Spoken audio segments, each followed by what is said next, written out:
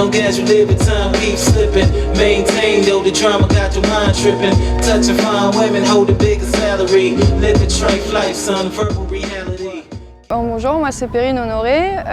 Je me définis comme illustratrice et muraliste. À la base, j'ai étudié du coup un peu de stylisme. Ensuite, je suis partie à Paris pour faire une école de graphisme et j'ai atterri à Barcelone pour un master dans la théorie du design. Et c'est pendant ce séjour à Barcelone en fait que j'ai eu mes premiers contacts avec le street art.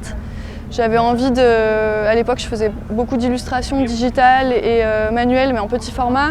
Et j'avais envie d'explorer vraiment des autres supports. Et j'ai eu une opportunité de faire une première fresque dans une galerie d'illustration qui a eu pas mal de succès. Et en retour de ce projet, en fait, on m'a proposé plusieurs commandes, autant dans le domaine public, privé, de l'entreprise, et aussi je fais beaucoup de fresques participatives, autant avec des jeunes, des enfants ou même des adultes.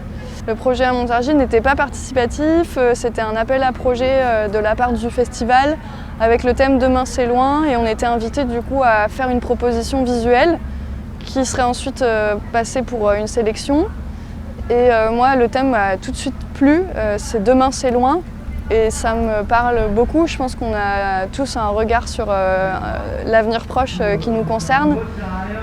Et ma proposition a été sélectionnée en fait, et j'ai pu avoir cette chance de participer à l'expérience. Pour moi, le street art, c'est indissociable de l'aspect social. Parce que ça se passe dans le milieu public et ça investit les rues, ça parle à tout le monde. En tout cas, personnellement, j'essaie d'avoir un langage graphique qui soit très accessible, qu'on n'ait pas besoin d'un manuel pour comprendre ce qui se passe dans l'image. Et j'aime aussi beaucoup travailler entre l'abstrait et le figuratif pour que chacun puisse en fait interpréter l'œuvre comme bon lui semble en fonction de ses références et sa culture et son histoire. Et donc après, tout particulièrement quand c'est des fresques participatives, là on est vraiment dans l'aspect social parce que les gens participent, ça crée du lien. Ensuite l'œuvre, c'est eux qui cohabitent avec et ils en sont fiers, et ça a toujours super bien fonctionné en fait, quels que soient les publics. Alors la bande dessinée, c'est vrai que c'est une séquence d'images. Je pense que le challenge de la fresque, c'est d'essayer, en tout cas pour ma part, de raconter une histoire mais sur une image unique. Je pense que par rapport à la bande dessinée, je pourrais dire qu'il y a ce côté peut-être spontané et très vivant qui est présent. En tout cas dans mon univers. Après, dans le muralisme, il existe absolument tous les styles, mais comme moi, c'est très illustré. Je pense que ce serait peut-être le côté raconter une histoire en fait. Je me considère absolument pas comme graffeuse, d'ailleurs c'est une culture tout à fait particulière. Le graphe en fait c'est à la base un mouvement social, revendicatif, street artiste. Mais il y a vraiment cette séparation entre les graffeurs, graffeuses et les muralistes, parce qu'en fait nous on investit la rue de manière légale sur commande. Et en plus, on ne vient pas de milieu urbain. Enfin, moi, j'ai étudié le graphisme, donc c'est pas du tout pareil. Mais en tout cas, mis à part ce côté des fois réfractaire des graffeurs, de laisser leur espace à d'autres professionnels de l'art, mais qui ne sont pas des graffeurs, la place de la femme, je pense qu'elle évolue. Heureusement, c'est bien. À Barcelone, spécifiquement, je trouve qu'il y a beaucoup d'ouverture à ce niveau-là. Je suis entourée d'une quantité incroyable de femmes artistes très talentueuses.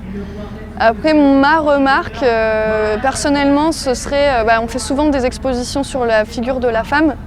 Pour moi, si ces expositions elles existent, c'est qu'à la base, il y a un problème. Parce que si on doit mettre l'accent sur la figure de la femme, c'est qu'elle n'est pas suffisamment présente. Donc dans l'idéal, j'aimerais qu'on n'ait même plus besoin en fait, de faire ça, même si je trouve que c'est très bien et c'est un premier pas. Et après, mon autre remarque, par mon expérience que j'ai pu aussi voir, c'est qu'en fait, on donne beaucoup d'opportunités, de plus en plus à des femmes autant qu'à des hommes, quoi. Mais quand il y a des projets très ambitieux, et ben c'est souvent un homme qui remporte le projet. Alors est-ce que c'est un hasard, est-ce que ça n'en est pas? Je pense qu'il y a lieu à débat, mais voilà, c'est mon deuxième commentaire sur le sujet. Là, je vais aller à Madrid faire une commande dans un coworking en fait, où je vais peindre, investir les lieux pour les travailleurs. Donc là, c'est vraiment, on travaille main à main avec un client, donc c'est tout à fait une autre atmosphère. Je vais sortir pour le mois normalement de novembre un livre d'activités pour enfants. C'est la première fois que je mets un pied dans le monde de l'édition, donc ça a été un super challenge. J'ai beaucoup de respect pour ce travail-là et donc ça a été assez difficile pour moi parce que je ne connais pas ce monde absolument.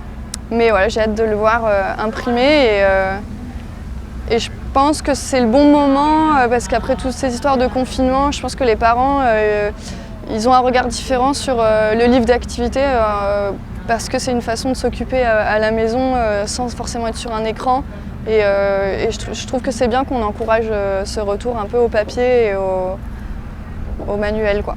On peut retrouver mon travail sur mon site web qui est perinehonoré.com tout simplement. Après je suis aussi sur Instagram et sur Instagram il y a plus du coup de backstage on va dire. C'est Honoré Perrine. Et après je suis sur beaucoup de plateformes, Facebook, Behance, LinkedIn. Enfin, j'essaie d'être sur tous les réseaux parce que ça permet de diffuser mon travail et voilà.